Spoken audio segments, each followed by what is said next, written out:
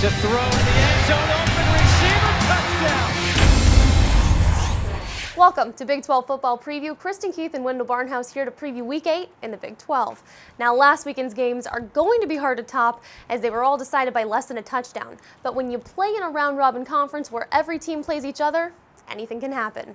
Here's a look at our schedule this week. The Big 12 gets underway Saturday morning, so make sure you set your alarm for those 2 early kickoffs that start a full schedule of conference games. We'll start with Baylor, the league's leader and just one of 5 undefeated teams from a power conference. Their record will be tested this weekend when they play on the road against West Virginia. Now, Wendell, how did the Mountaineers capitalize on this opportunity to jump into the Big 12 conversation? Well, you know, they're coming off a really good win on the road, and actually both these teams are coming off buzzer-beating wins Saturday, and they're going to meet in Morgantown. And the last time they played in Morgantown 2 years ago, the final score 70-63. Now, I don't think the score is going to climb that high this week, but it could come close. These are 2 explosive offenses led by senior quarterbacks. Clint Trickett and Bryce Petty are the top 2 starting QBs in terms of efficiency and are separated by just 0.2 of a point. Baylor's defense is going to have to contend with West Virginia receiver Kevin White. He leads the nation in yardage per game. Also at 11 a.m. on Saturday, Oklahoma plays host to Kansas State. The Sooners are coming off a tough win over Texas. They were outplayed, but somehow found a way to win. A few more of those, and I might call him Tebow, but that's probably too soon for that.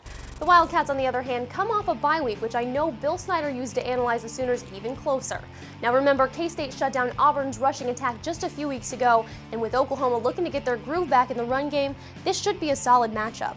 Yeah, and I think, you know, basically this is a college football playoff elimination game. The loser's going to have 2 losses and is going to be out. Now, K-State coach Bill Snyder, as you mentioned, Kristen, has had 2 weeks to get ready for Oklahoma, and that means the Wildcats are going to have a winning game plan ready. Now, that should scare Sooners fans who have to wonder what's happened to their team's offense. The 232 yards against Texas was the 8th lowest in the Bob Stoops era, and over the last 6 quarters, the offense has generated just 3 touchdowns. Now, a big edge for the Sooners, they hardly ever lose at home.